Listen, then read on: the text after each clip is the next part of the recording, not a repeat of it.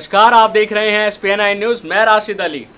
करते हैं शुरुआत आज की बड़ी खबर के साथ। आपको बता दें कि ये साल बेहद ही अहम होने वाला है। कई राज्यों में विधानसभा चुनाव होने वाले हैं और जिसके लिए बीजेपी और कांग्रेस एड़ी चोटी का जोर लगाने में जुटी हुई है।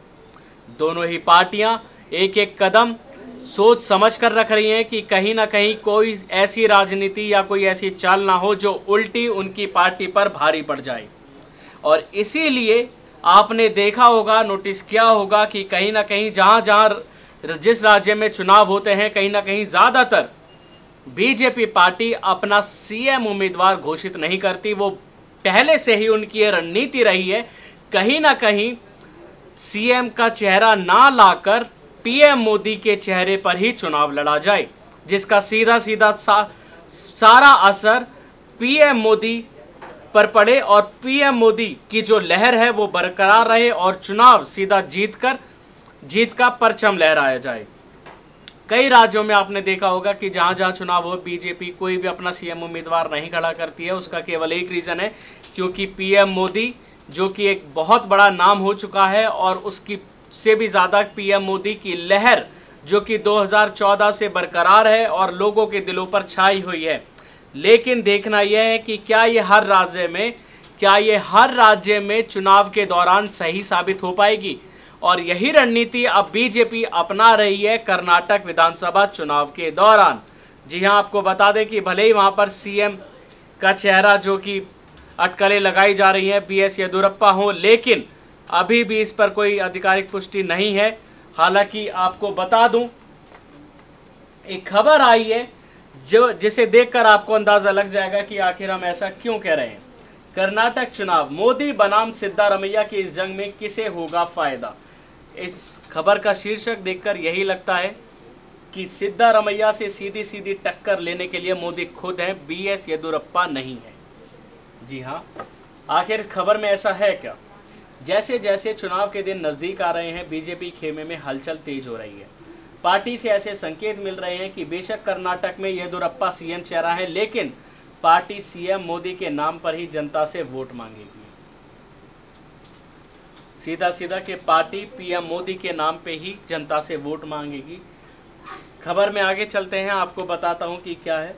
कर्नाटक में अप्रैल में विधानसभा चुनाव होने हैं। भारतीय जनता पार्टी ने बीएस येदियुरप्पा को कर्नाटक में पार्टी का मुख्यमंत्री उम्मीदवार बनाया है, लेकिन उम्मीदवार जरूर बना दिया गया है, लेकिन लड़ाई जो है वो पीएम मोदी के नाम से ही हो रही है और उसी पीएम मोदी के चेहरे को सामने लाकर ही लड़ी जा रही है। पीएम मोदी और बीजेपी अध्यक्ष अमित शाह कई मौक़ों पर येदियुरप्पा के लिए प्रचार भी कर चुके हैं। बीते दिन भी अमित शाह ने प्रचार किया है और जमकर कर्नाटक सरकार पर हमला बोला है। लेकिन जैसे जैसे चुनाव के दिन नज़दीक आ रहे हैं, बीजेपी खेमे में हलचल तेज हो गई है। पार्टी से ऐसे संकेत मिल रहे हैं कि बेशक कर्नाटक में येदियुरप्पा सीएम चेहरा है, लेकिन पार्टी पीएम मोदी के नाम पर ही जनता से वोट मांगेगी। 74 साल के येदियुरप्पा राज्य बीजेपी यूनिट के अध्यक्ष हैं। वह विधानसभा चुनाव के प्रचार अभियान में पूरी लगन से जुटे हैं, लेकिन अमित शाह ने बीजेपी कार्यकर्ताओं से पीएम मोदी के नाम पर वोट मांगने की अपील की है। हाल ही में दक्षिण कन्नड़ जिले में बूथ कार्यकर्ताओं से बात करते हुए अमित शाह ने कहा कि वह सिर्फ कमल और मोदी की तस्वीर की ओर देखें। एक बड़ा बयान दिया है जो कि लोक लुभावन के लिए काफ़ी। अमित शाह ने सीधा सीधा इशारा करा है कि वोटरों से कि आप सीधा कमल और बीजेपी की ओर देखें, आप सीधा कमल और मोदी की तस्वीर की ओर देखें। सीधा सीधा एक कह सकते हैं चुनावी नारा दे दिया है उन्होंने। आपको आगे ले चलते हैं, आखिरकार क्या है खबर में। हाल के दिनों में ऐसे संकेत मिल रहे थे कि सामान्य तौर पर बीजेपी और विशेष तौर पर प्रधानमंत्री कर्नाटक में नरेंद्र मोदी बनाम सिद्धारमैया के रूप में व्यक्तित्व की लड़ाई लड़ रहे हैं। अगर मौजूदा हालात की बात करें तो मोदी बीजेपी के सबसे बड़े वोट कैचर के तौर पर देखे जा रहे हैं। 2014 में केंद्र की सत्ता में आने के बाद बीजेपी ने ऐसी कोई भी चुनावी रणनीति नहीं बनाई जिसमें पीएम मोदी केंद्र बिंदु ना हो। 2014 के बाद बीजेपी की एक मुख्य रणनीति यही रही है कि कोई भी ऐसा राज्य चुनाव हो, कोई भी ऐसी रणनीति हो, लेकिन ऐसी कोई भी रणनीति नहीं है जिसमें पीएम मोदी का नाम सबसे पहले ना हो। कोई भी छोटी से छोटी रणनीति भी होगी उसमें पीएम मोदी का चेहरा साफ तौर पर नज़र आएगा और सबसे पहले नज़र आएगा। वो केवल इसलिए क्योंकि मोदी लहर छाई हुई है, मोदी लहर लोगों के दिलों पे राज कर रही है। लेकिन अब ये मोदी लहर फीकी पड़ी है या नहीं, यह फैसला जनता को करना है। आगे ले चलते हैं आपको। उसमें केंद्र में पीएम मोदी को ही रखा है, इसका फायदा बीजेपी को मिला, यानी कि जो भी रणनीति बनाई है उसमें केंद्र में बीजेपी को ही रखा है और पीएम मोदी का चेहरा सबसे आगे रखा है। इस बार कर्नाटक चुनाव में भी सिद्धारमैया खुशी खुशी बीजेपी के सीएम बनाम पीएम चुनाव में उतरने के लिए तैयार है। कांग्रेस की रैलियों में सिद्धारमैया ने इस मुद्दे को प्रमुखता से उठाया भी है। उनके मामले में अंतर बस इतना है कि केजरीवाल और नीतीश की तरह सिद्धारमैया एक क्षेत्रीय नेता नहीं है, लेकिन वो राज्य में कांग्रेस पार्टी का नेतृत्व जरूर कर रहे हैं। इन सब के बावजूद हर चुनाव का अपना अलग सामाजिक, राजनीतिक और आर्थिक मंथन और अभ्यास होता है। जाहिर सी बात है, कई लोगों का मानना यह भी है कि जेडीएस और बीएसपी गठबंधन के रूप में त्रिध्रुवीय दल एक त्रिशंकु विधानसभा की ओर बढ़ रहा है। पिछले 5 सालों में बहुत कम राज्यों ने ऐसा किया है। पिछले वर्ष के पहले पंजाब में भी ऐसा नहीं था। जब विधानसभा चुनाव में आम आदमी पार्टी, कांग्रेस और अकाली दल के बीच मुकाबला हुआ था। अब देखना यह है कि क्या कर्नाटक में इस रास्ते पर क्या कुछ अलग होने वाला है। जब इतनी तिकड़मबाजी होगी तो कहीं ना कहीं कुछ तो अलग होगा ही। तो वहीं मैं आपको बीते दिन की खबर बताता हूं, जहां कर्नाटक में अमित शाह ने राहुल गांधी को झूठा बताया है और कहा है कि किसी उद्योगपति की कर्ज माफी नहीं। जी हां, ये करना बहुत ही कम वक्त में मैं आपको सीधा सीधा लेके चलता हूं और आपको दिखाता हूं।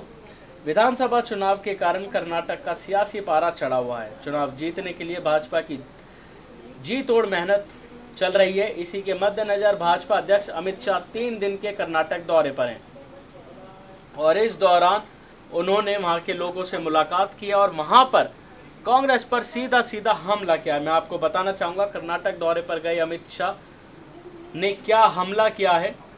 अमित शाह के निशाने पर सूबे के मुख्यमंत्री सिद्धारमैया रहे। चुनावी जनसभा में गन्ना किसानों का जिक्र करते हुए अमित शाह ने कहा, उत्तर प्रदेश में 90 दिनों के भीतर गन्ना किसानों को उनके बकाये का भुगतान किया जाता है। इसके लिए कानून तैयार किया है। उन्होंने कहा, सिद्धारमैया सरकार योजनाओं के लाभ को सही लाभार्थियों तक पहुंचने में नहीं देती क्योंकि मोदी सरकार से डरते हैं। सीधा सीधा अमित शाह ने कर्नाटक सरकार पर निशाना साधा। उन्होंने कहा है कि वह सीधा सीधा लाभ जो कि लाभार्थियों तक नहीं पहुंचाने देते क्योंकि कर्नाटक सरकार जो है वो मोदी सरकार से डरती है।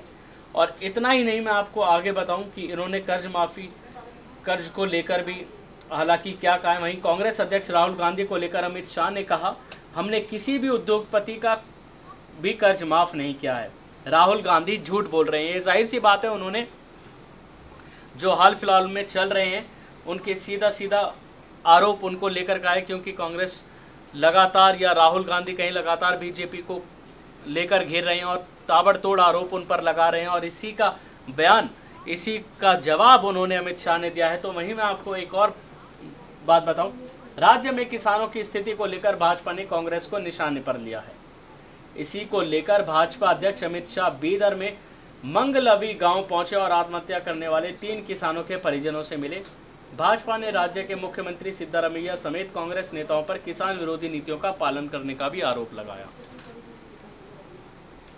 ये सारी बातें जो कर्नाटक में चल रही हैं, इतना ही नहीं, मैं आपको बता दूं अभी हाल ही के दिनों में पीएम मोदी भी अपनी हुंकार कर्नाटक में भरकर गए थे और उन्होंने सिद्धारमैया को 10% वाली सरकार बताया था। 10% का मतलब 10% कमीशन, जो कि सिद्धारमैया सरकार पर यह कहकर उन्होंने आरोप लगाया था कि सिद्धारमैया सरकार 10% कमीशन लेती है। और इसके जवाब में कर्नाटक के मुख्यमंत्री सिद्धारमैया ने भी उन पर हमला साधा था। उन्होंने ये कहा कि एक पीएम होकर ऐसी भाषा शैली का उपयोग करना शायद उनकी भाषा को, शायद उनके पद को शोभा नहीं देता है और ऐसे आरोप वो लगा कर गए हैं जो कि बेबुनियाद है। लेकिन सीधा सीधा मैं आपको बताऊं कि जब जब चुनाव आते हैं, पार्टी कोई भी हो, सरकार कोई भी हो, एक दूसरे पर आरोप लगाती हैं, लेकिन वहाँ की जनता ये देखती है कि आखिर कौन सी पार्टी ने उनके लिए काम किया है, कौन सी पार्टी ने उनके लिए विकास किया है, कौन सी पार्टी ने उनके लिए बुनियादी ज़रूरतों को पूरा किया है, और उसी के आधार पर शायद जनता वोट करती है। तो बहरहाल अब देखना बाकी है कि आखिर कर्नाटक की जनता पर किसका जादू चलता है, जो वहाँ की सत्ता पर काबिज है सिद्धारमैया सरकार को वो अपनाती है, या फिर बीजेपी सरकार को वो सत्ता में लाती है। तो आज के लिए बस इतना ही, अगली बार फिर मुलाकात होगी आपसे ऐसे ही किसी खास प्रोग्राम को लेकर। तब तक के लिए दीजिए इजाज़त, नमस्कार।